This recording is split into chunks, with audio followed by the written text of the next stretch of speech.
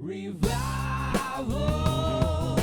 Whoa, whoa, whoa. Revival.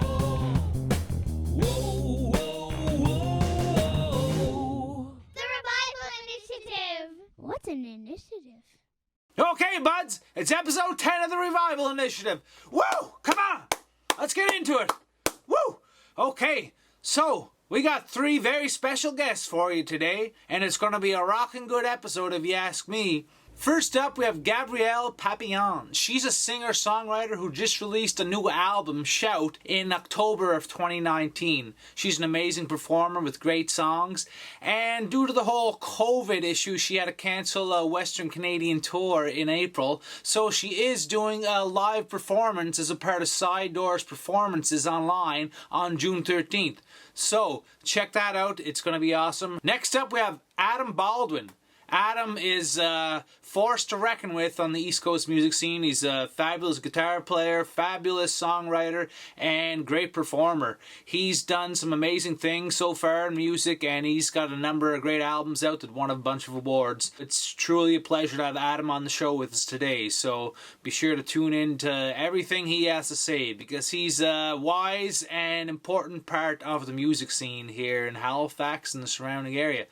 And last up, we have Plural. They're a duo who uses only guitar and drums combined with some crazy loop pedals and effects to make some beautiful sounds. So, we have some awesome stuff coming up for you.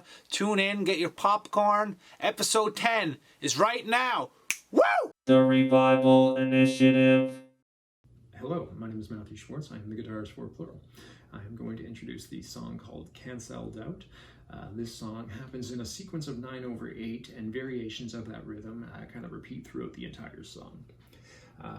The next thing you'll probably notice is that I'm not actually playing at all times, and this is because I utilize live looping.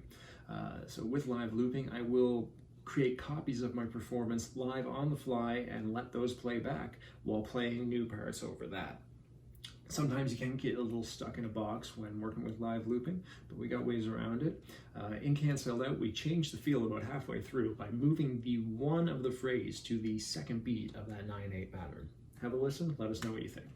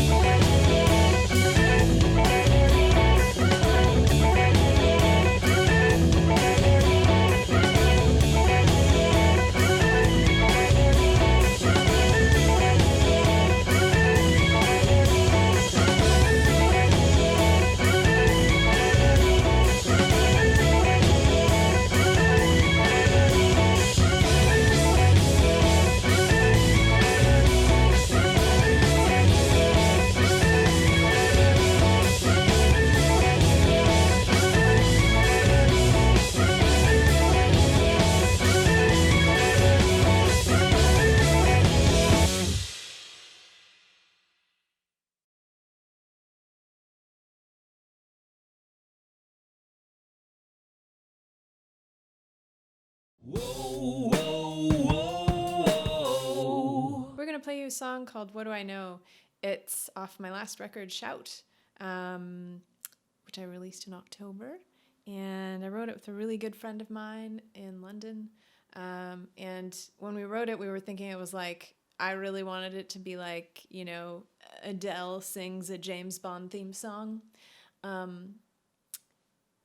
I don't know her. So I put it on my record. So this is What Do I Know? That's what we're going to play.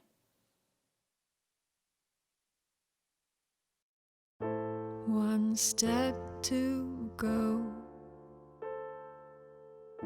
one last deep breath to know, one day till it blows away.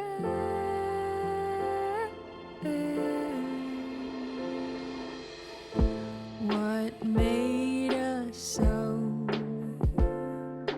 ready to be devastated, ready to be blown away?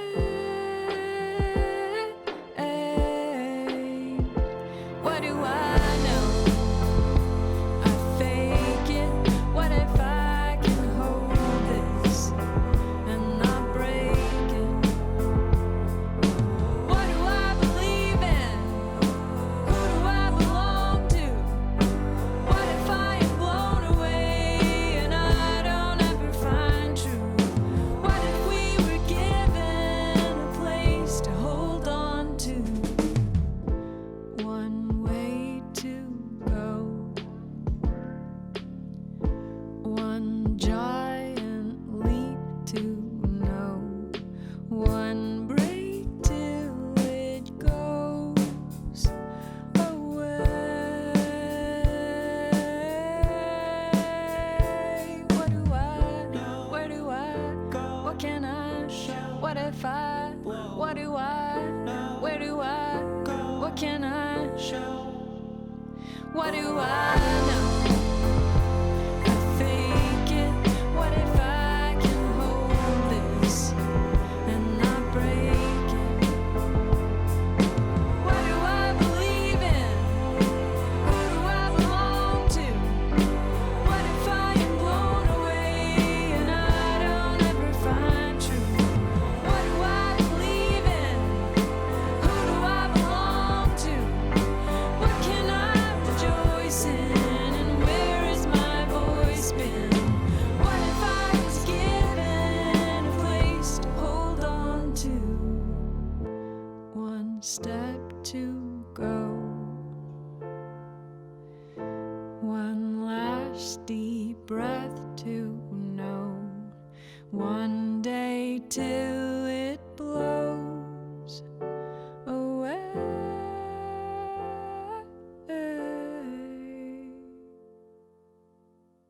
The Revival Initiative. Song I wrote many years ago, 12 or 13 years ago. I just played a show at the Kennard Center. It was Q104's 25th birthday. I was playing there with Maze and a couple other bands on the bill, and I met this guy, a musician who was in one of my favorite bands, and I just started really touring, and I thought, I was 20 some years old, 21 or something, and I thought I had everything figured out. I'd fallen in love and had my heart broken, and once or twice before, so I thought I knew everything, and man, I saw this guy who'd just gotten out of a long relationship, and I've never seen anybody so beat up. And he would drink like 2 bottles of red wine on stage a night during a 90-minute set, and he kind of would put this face paint on. He kind of looked like a really sad, not heroic, ultimate warrior, and he would write F.U. Daisy, which was his ex on his arms in Sharpie right before the set. So he scared me really badly, and when we got home from this little rip, I went down to my basement on Wellington Street, where I was living at the time, and I drank 2 bottles of red wine, and I painted my face, my girlfriend's mascara and lipstick and shit, and wrote "F.U. Daisy" all over my arms, and I wrote this song. Kind of felt like this is what what's his name, Daniel Day-Lewis would do if he was a songwriter. It kind of worked. Anyway, this song is the song's called "The Burning Man," the Ballad of a Burning Man.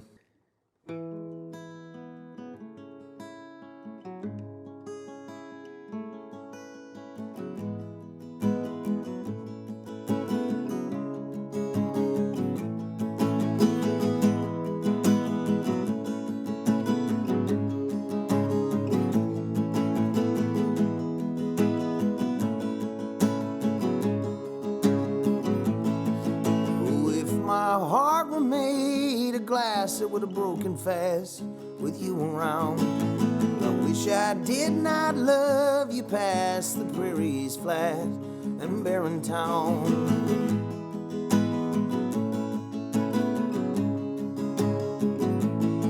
So I wrote your name across my arm, and in the dark I could hate you more. But every night it fades away as if to take me back to before, and I don't have any money for your late night call. I don't have any answers, but I know that you got them all. So Daisy, won't you pick it up? I'm on the dark side of the phone. The toughest pill I swallow is you don't love me anymore. You don't love me anymore.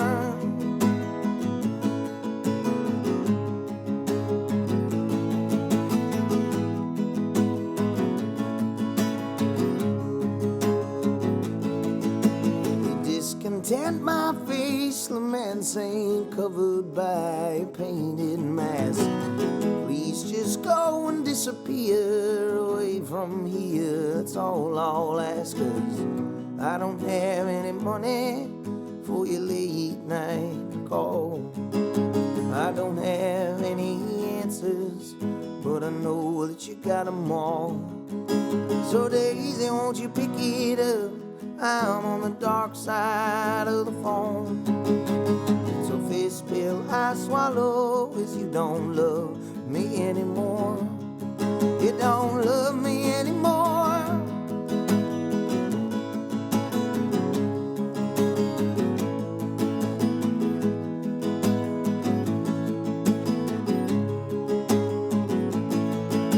And if my heart were made of stone, I would leave you alone just as fast as a shot. Your love is like a bullet, it's cold and solid and without a thought. I don't have any money for your late night call. I don't have any answers, but I know that you got them all. So Daisy, won't you pick it up? I'm on the dark side of the phone, and you and I, we were better, but you don't love me anymore. You don't love me anymore. She don't love me, love me, love me anymore. She don't love me, love me, love me anymore. She don't love me, love me, love me anymore. Anymore, anymore.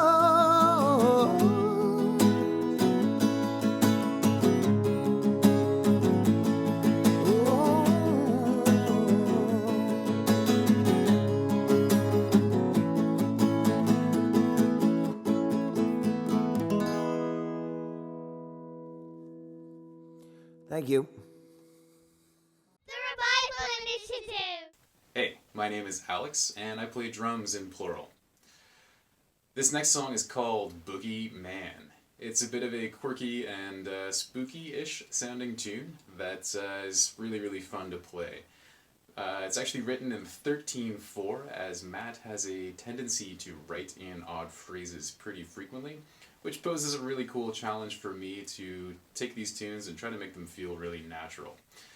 The song starts off with a really cool phrase at the beginning, which is the same melody played 3 times on top of itself, with each loop being slower than the previous. So it creates a fun movement that serves as a neat foundation for the beginning of the song. Enjoy!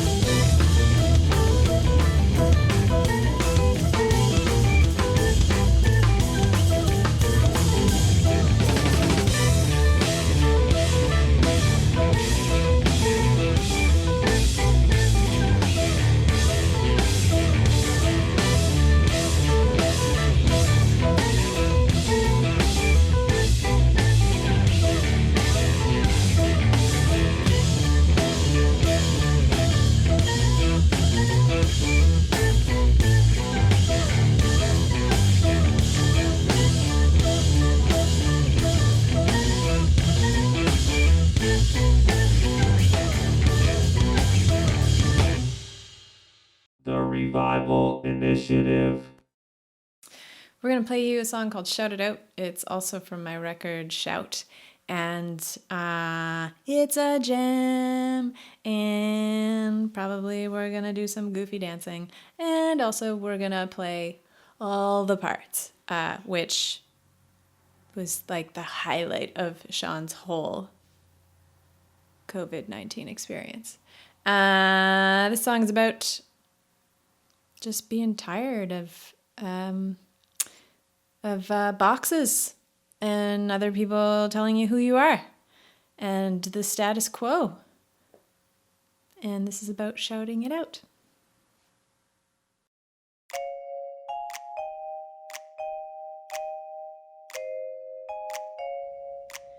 I felt a crossfire landing on top of my skin.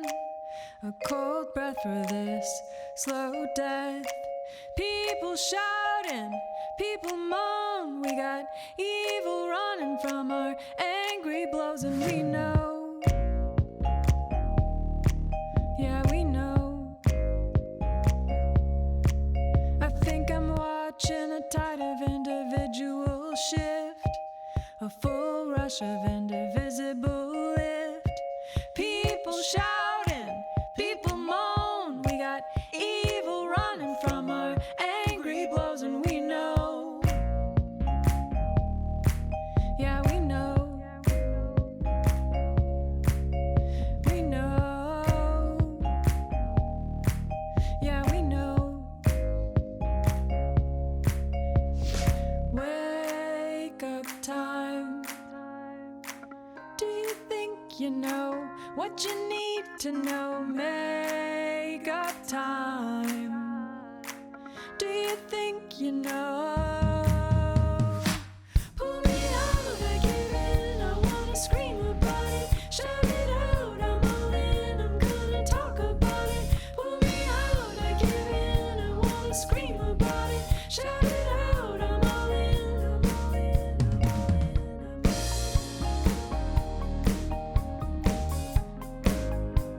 in. Shout it out, I'm all in.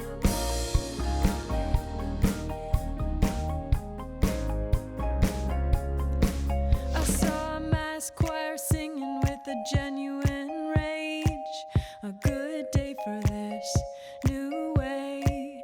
People shouting, people moan. We got evil running from our angry blows, and we know. Yeah, we know. We know. Yeah, we know. Wake up time. Do you think you know what you need to know? Make up time. Do you think you know? Pull me out, I give in, I wanna scream about it. Shout it out, I'm all in, I'm gonna talk about it.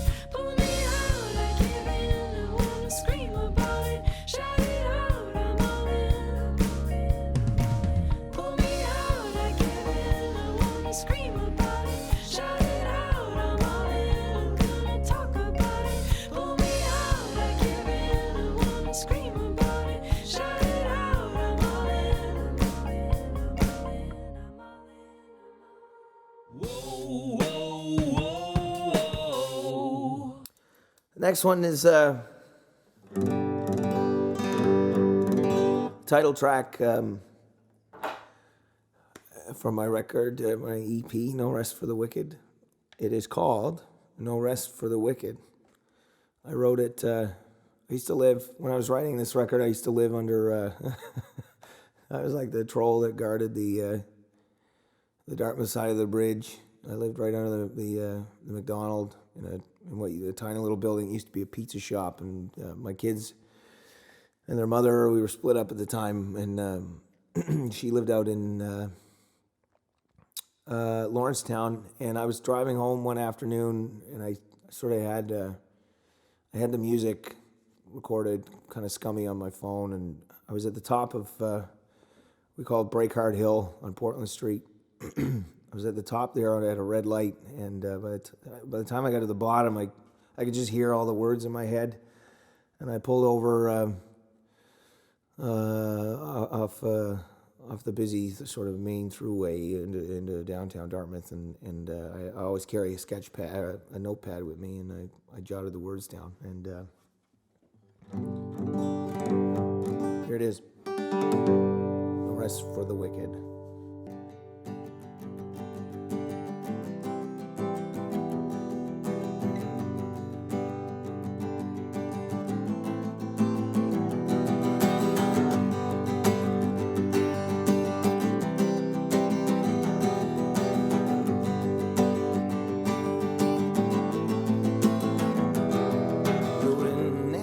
Parkway of blood red light screams and echoes through your pitch black life. Now you're broken, battered, now you know how I feel.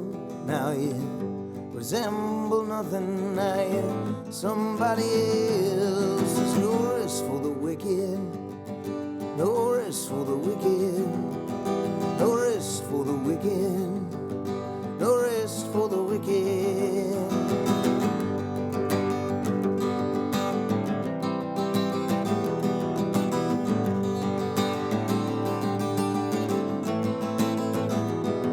You can lay in shambles, or you can burn like a waste, or you can seize the shadows most dare not to chase. Dark breeds distortion, what's distorted ain't true. The truth and its contortions are unraveling you. There's no rest for the wicked, no rest for the wicked, no rest for the wicked, no rest for the wicked. No, there's no rest for the wicked, no rest for the wicked, no rest for the wicked. No rest for the wicked.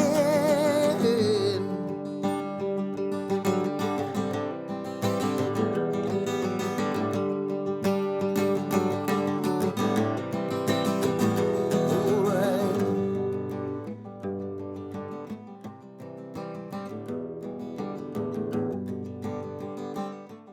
The Revival Initiative. Okay, welcome to Revival Revelations, the part of the episode where we dig deep with the artists to find a little bit more about them.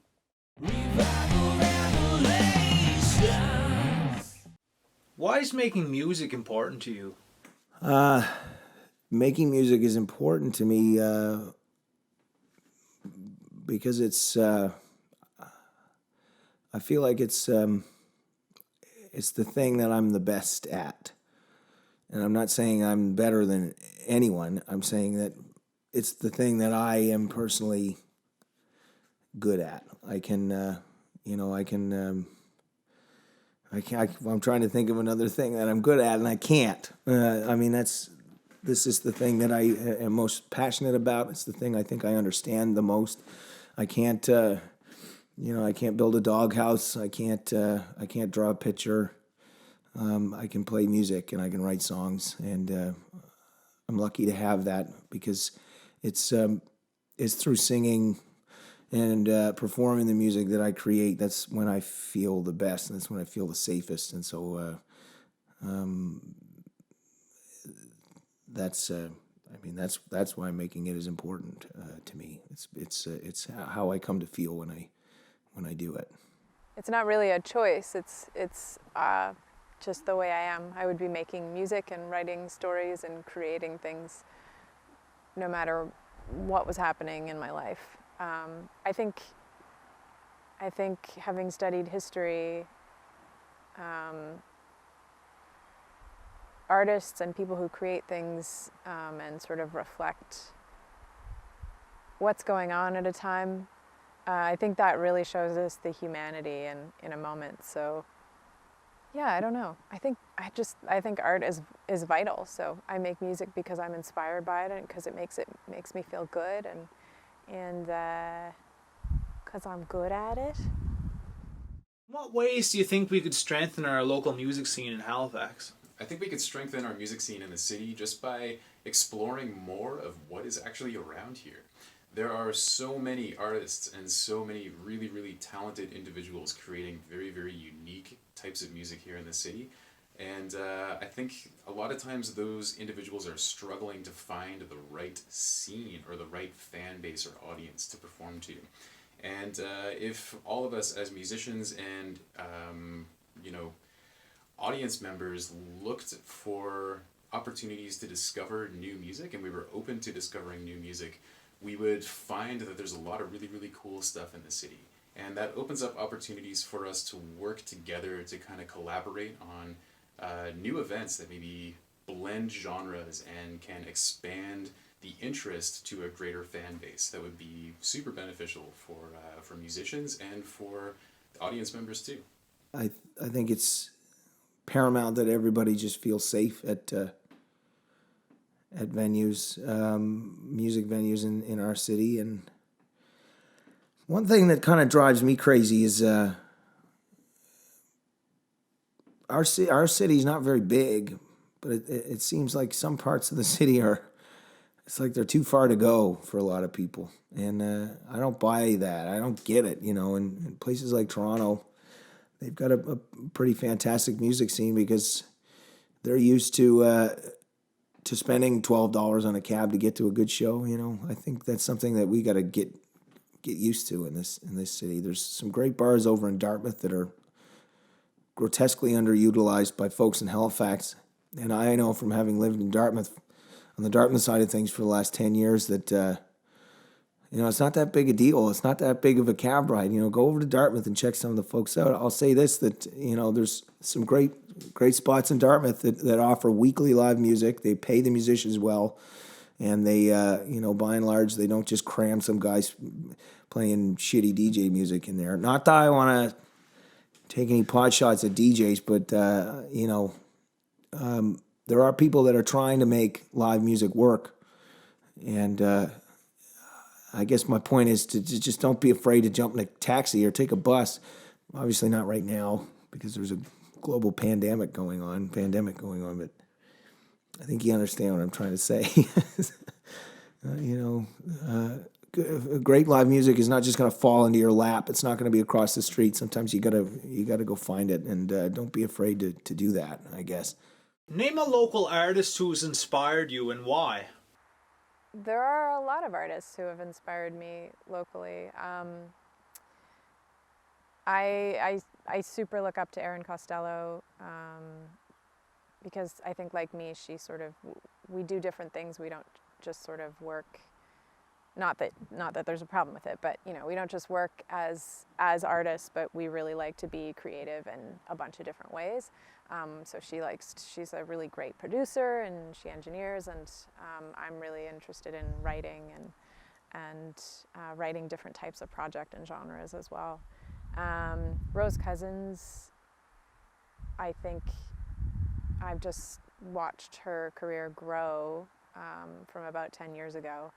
And same with Jenn Grant, just, watching these awesome women who I've always looked up to, just sort of, they're kind of like markers for me, or people I sort of look and see, okay, what are they doing? And everybody has their own path. So I think I would say more so it's a couple of artists rather than one artist, because I think everybody kind of has to figure out their own way of doing things. For this one, we're going to have to say The Brood. They're a really cool local band. They've got this quirky, complex, unique style that still remains fun and accessible. What is one thing you know now but wish you knew when you first started your career in music? I wish I had a different definition of success when I was 18, 19 years old. I thought being a success meant playing in arenas all over the world. I thought it meant being on the radio all the time. I thought it meant, I thought it meant being recognized on the street. And it isn't about that for me anymore. I feel I am a success because of what touring and playing my songs and other people's songs all over this continent, what that has brought me and what I know it has brought to other people. And it is not, success is not, can't be measured in currency. It can only be measured in the way you make others feel and how that makes you feel in turn. That's what I've come to learn, and I only learned that recently. I think that's the best advice that I know how to give is to tell folks that there's no amount of anything. I've met wealthy people. I've met people that have made it, and it's not what they do it for. The ones that I respect and love anyway, they don't care about the money. They'll take it or leave it, but it's how a musician or any artist makes their audience feel. That's where the success lies. And if you can take the thing that's in your head and put it on record, and when that thing makes somebody feel something or makes a person emote a certain way, that is a success. I think I really wish that I had had perspective in terms of sort of seeking approval and props and approbation from outside sources. And I wish that I had, there are a lot of things I did when I was sort of early on in my career that I did because somebody in the industry told me I should. And one of those things was just sort of spending money and going on these very expensive showcase ventures or tours in such a way that I think maybe wasn't necessary. And I wish that I had the knowledge to be a little more discerning. At the same time, I think sometimes you just kind of have to do those things to really realize what works for you. Because actually, for some people, that stuff really works. So that's kind of just a personal thing. Okay, name one local person, one local menu item, and one local album you'd like to bring with you on our next quarantine, if it ever happens. Hopefully not. So for my local person, I'm going to choose Alex. He's my drummer. I think quarantine would be much better if I was able to jam on a regular basis. As far as local food, I'm really into sushi. Some of the local places like Wasabi House or Sushi Nami are some of my faves. Best album, I think that has come out locally, would have to be Trappist by Oceanic. Those guys really did a number with that one.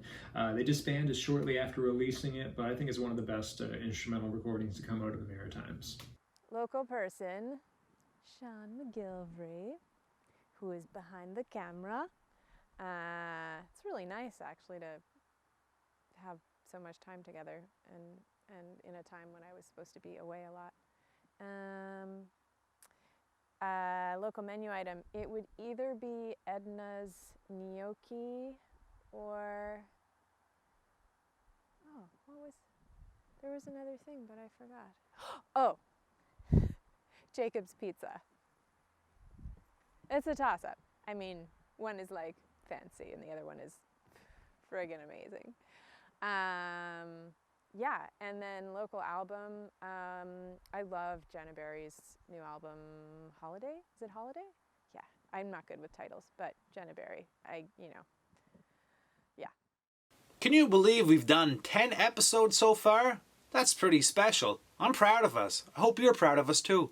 I hope you're learning a lot out there. I hope you're soaking in the knowledge of all these great musicians that we bring on board. The Revival Initiative is meant for that. To showcase these musicians to a wider audience online. I got something in my teeth. What is it? All the popcorn I ate during the episode. The Revival Initiative is meant to showcase these artists to a wide audience online. It's also meant for you, the audience, to absorb the information and knowledge that they've learned over the last number of years performing music on the East Coast and around the world. We're lucky enough here to be surrounded by some great artists and truly some of the best artists you'll ever hear. So, hope you had a good time with this episode. Give everyone a follow on social media. Give ourselves, the Revival Initiative, a follow. And, like always, be safe out there. Support your local co-op. Dream big. Don't download things illegally. Only do legal drugs. And have fun. Because that's all that really matters in the end. If you got a smile on your face, then we're happy. And hopefully we're helping make that happen. Cheers, buds. Revival.